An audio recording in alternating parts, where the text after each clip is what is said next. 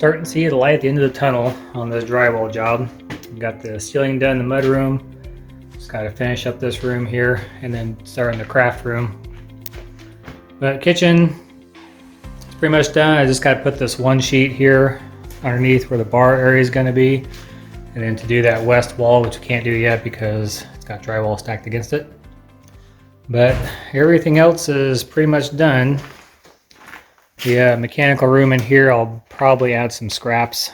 Wasn't planning on it, but I have enough left over. I'll probably do some scraps to finish up some areas in there, but that's good in there. Sure has changed a lot.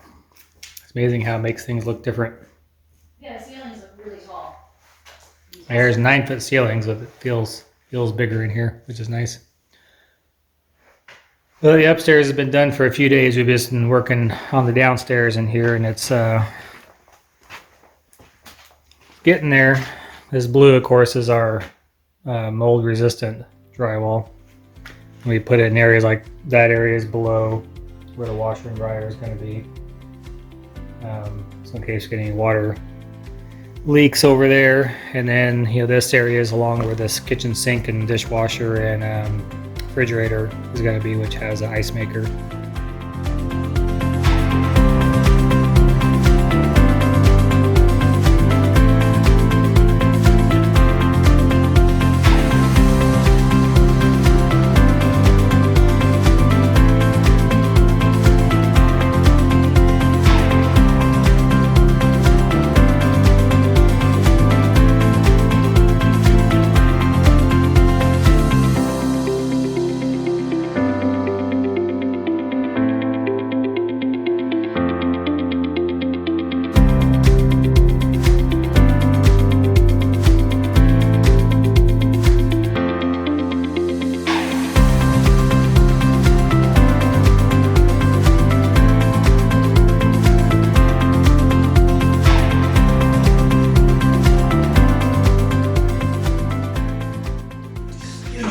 Tired. This is our last season.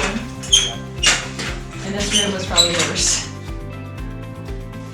Right? Not cooperating. I know, you're tired.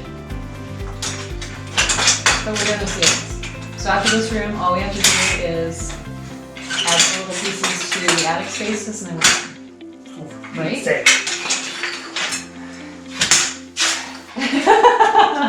Right. It's 8:30 at night and I just finished having dinner and going to be finishing this up. This is under the stairway downstairs. We are so glad that we are done with this. We're exhausted. I am super exhausted today. I had the farmer's market this morning, so I've been up since about 5:30 and had that and took a little bit of a break and then came and started working on this. So we're so close. It's exciting. It's really amazing. The girls started cleaning up the scraps and stuff and started cleaning around the house. And the pile that we have now is smaller than the pile that was there when we began. That was just insane. We've been able to go through a lot of the pieces, pull things out, use things like this piece right here that I just cut. It had like one little dinged up corner. It was bigger than this, but it had like one little dinged up corner, but there was footprints all over it, so I cleaned it up. And we still have, Tim will talk about how many are left, but we have drywall we can take back. We have extra areas like this area we weren't planning on doing, we just were going to leave it. And the 2 attic spaces, we're able to put more drywall up there than we were planning. And it's just amazing what we were able to save to get this done. And it's kind of funny because the days have all kind of blended together. And Tim texted me this morning while I was at the market and said that he talked to the finishers, and because we've been working so hard, we didn't know how long it's going to take. So we've been cramming every single day to get it done, and we have almost like a week before they even start. I think they're going to start maybe next Thursday or Friday, and today's Saturday.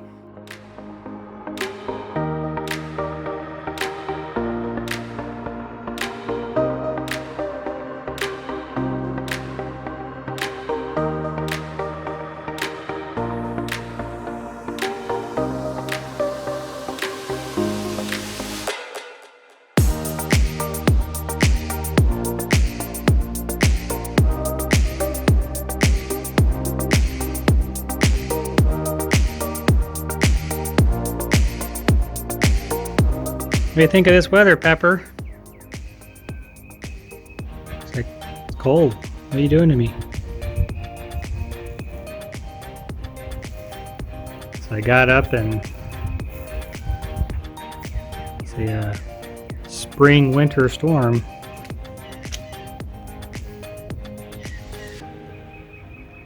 The girls ran into town to get some stuff done, and since it's still snowing outside, can't do much out there.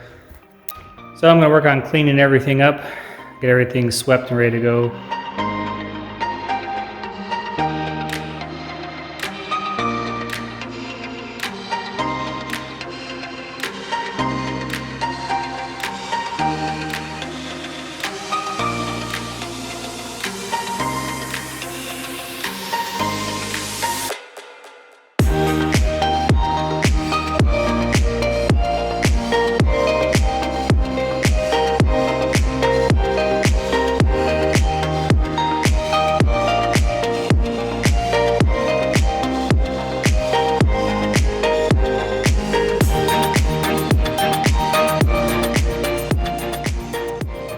Do a quick walkthrough and found a few things. So we of course had to go through and hang a little bit over 50% of the drywall, and we're still going around and finding areas where the previous crew that was here messed up.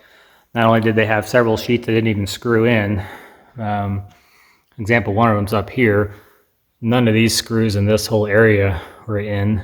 We found full sheets that didn't have any screws in them.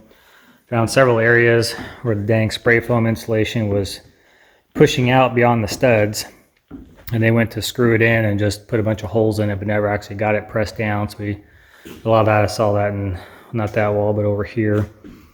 And over there, I saw this one yesterday, went and put a bunch of screws in.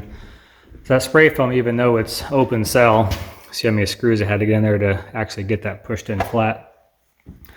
So even though it's open cell, it still has some resistance to it. So when they spray it and it sticks out away from the studs, they're supposed to cut it off flush so it doesn't cause any problems, but they did a pretty poor job at doing that.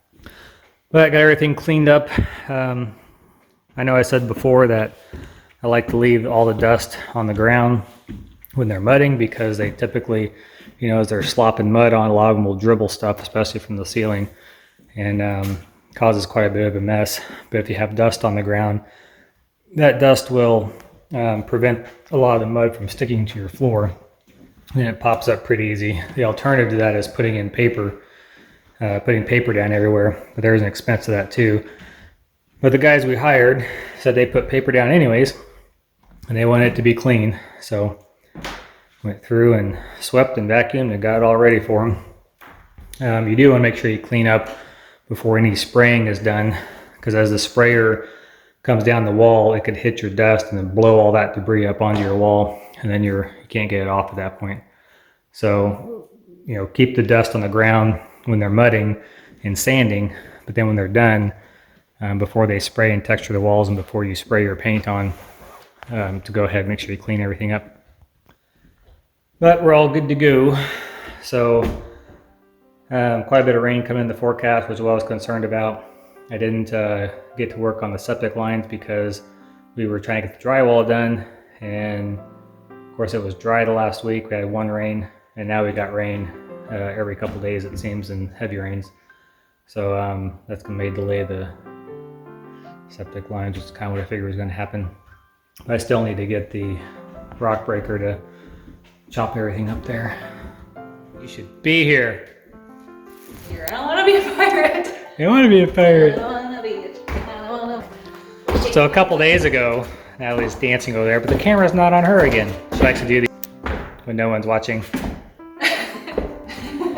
So a couple days ago, we were working downstairs in the drywall, and I just mentioned how well we were working together. We always work because well together. Don't say that. I am talking over here. Are you on me or on you? Okay, good. So anyways, We always work well together. the last time we did drywall, we about killed each other. But that was like 10 years ago. That was like 20 years ago. No, it wasn't. No, Maybe that was 15. like 15 years ago. We've had some life experiences between then and now. Apparently, that were worse than hanging drywall. Are you on? Anyways, I just mentioned that it was nice that we were working so well together and complimented her and said she was doing such a good job. That's not what you said. What?